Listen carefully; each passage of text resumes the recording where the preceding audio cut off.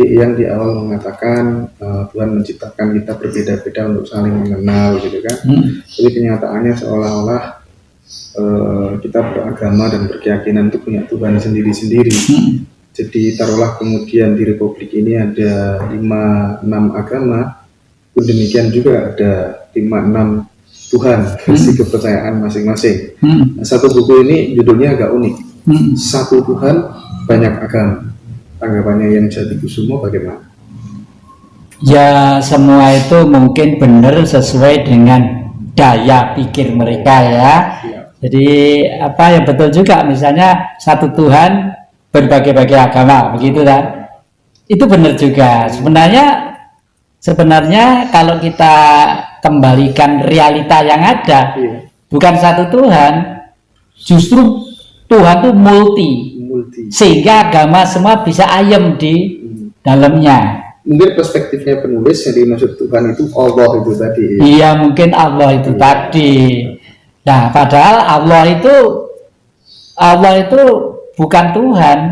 Asyhadu alla ilaha illallah wa asyhadu anna Muhammadar Rasulullah. Allah Tuhan, tapi Tuhan bukan Allah, ya toh? Seperti saya gambarkan tentang kayu dan kursi tadi itu. Inilah makanya, dan mudah-mudahan nanti Sambung Rasa ini segera nyetak buku.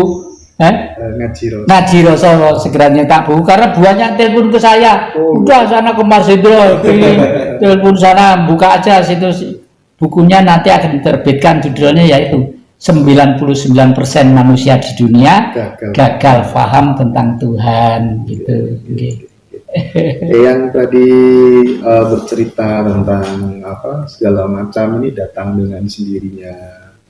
Ini kan bentuk dari keajaiban Tuhan ya. Nah, barangkali karena mungkin laku spiritual dan lain sebagainya yang begitu luar biasa ketika masih muda, tolong diceritakan ya keajaiban-keajaiban yang Tuhan berikan kepada yang mungkin selama ini jarang dieksplor ke publik, ke umum. Saya pengen ngerti ya. Jadi gini, misalnya saya itu sejak kecil yang namanya patung itu senang, ya.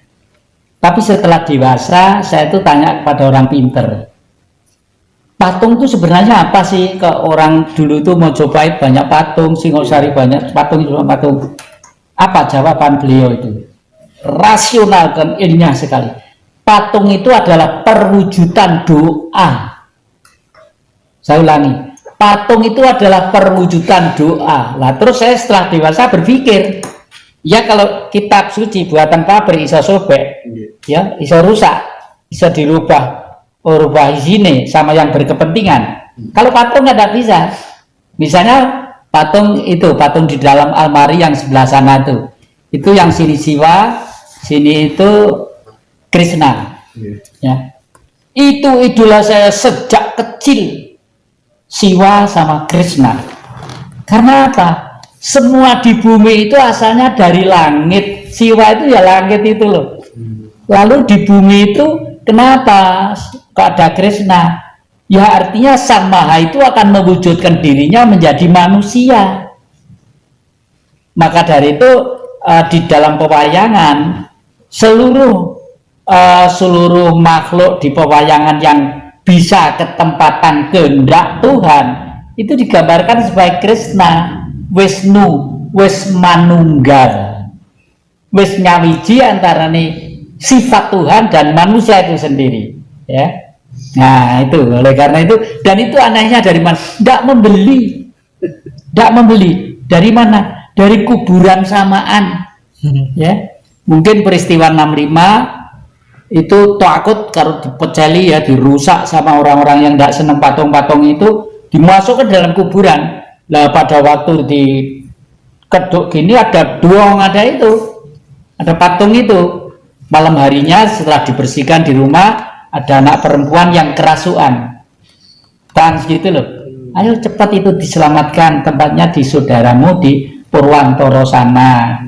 Kamu pasti sudah kenal. Dulu waktu di RRI namanya Mbah Gondo gitu. Itu sekitar tahun 70-an gitu. Mbah Gondo itu di RRI setiap jam 5 pagi. bertahun-tahun 1 sen aja saya nggak minta gaji dan tidak diberi gaji. Jam 5, jam 4 pagi, jam 5 membantu itu ke RRI siaran, jadi orang tua gitu, sendirian. Ya itu mungkin Sang Maha mengetahui bahwa bocah ini kok telaten ya wis hiburannya soalnya tuai begitu loh ya. Akhirnya dibawa sini itu, dua-duanya itu. Wes terpaksa beli lemari untuk mahal supaya pantas gitu loh ya.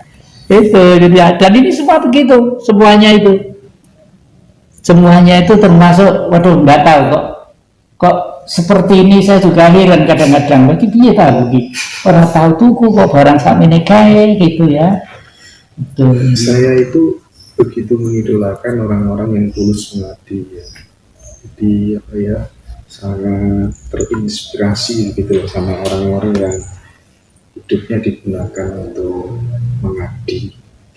Nah, kira-kira yang jati dengan apa ya, pengabdian seperti itu, pernah nggak merasakan sebuah momentum baru digoda-goda karo duit ya, padahal orang secara umum itu bingung cari uang kemana-mana. Pernah nggak sih ya merasakan hal seperti itu? Justru malah uang yang mengejar kita gitu. Akhir-akhir ini saya punya perasaan seperti itu. Justru akhir-akhir ini. Kenapa? Saya itu kalau melihat sesuatu tidak sempurna, tidak puas, harus sempurna. Meskipun kecil jumlahnya ya.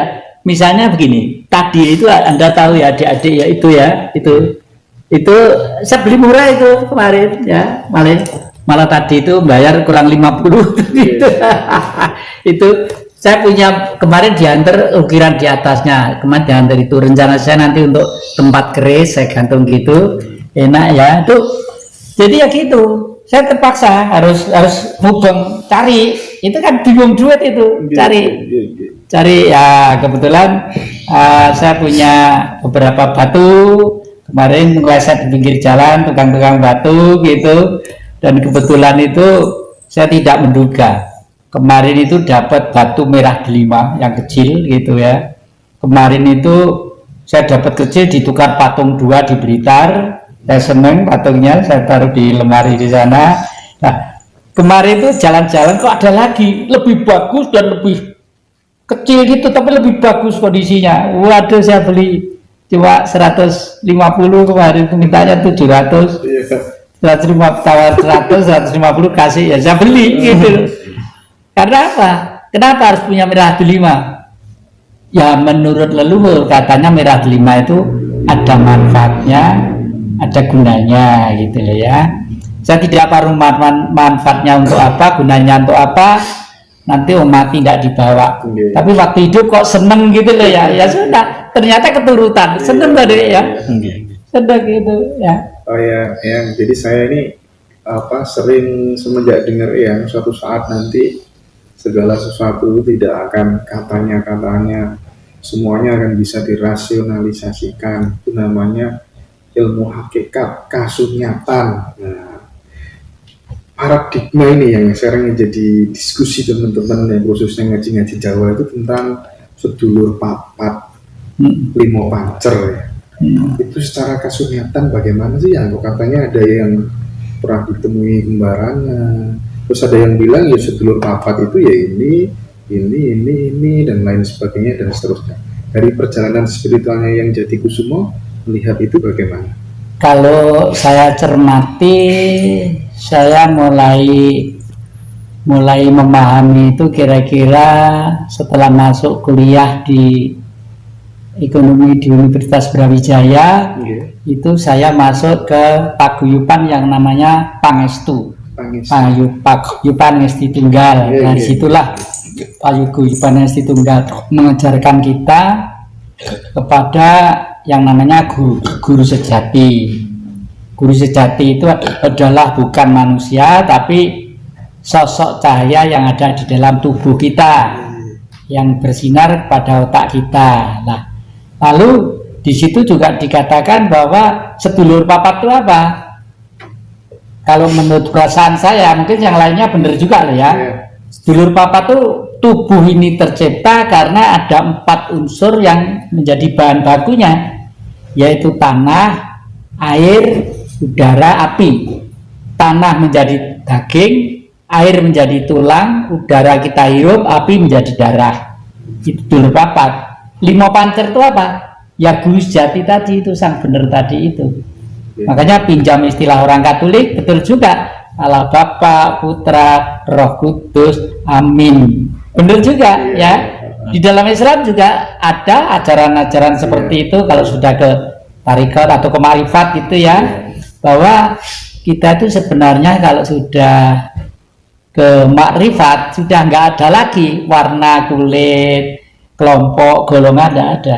Nah disinilah seyogianya orang yang bertuhan, orang yang beragama itu segera bertuhan. Karena kalau masih beragama, artinya masih sekolah mencari Tuhan. Begitu lulus, lebih lulus harus bertuhan. Cirinya orang bertuhan itu apa?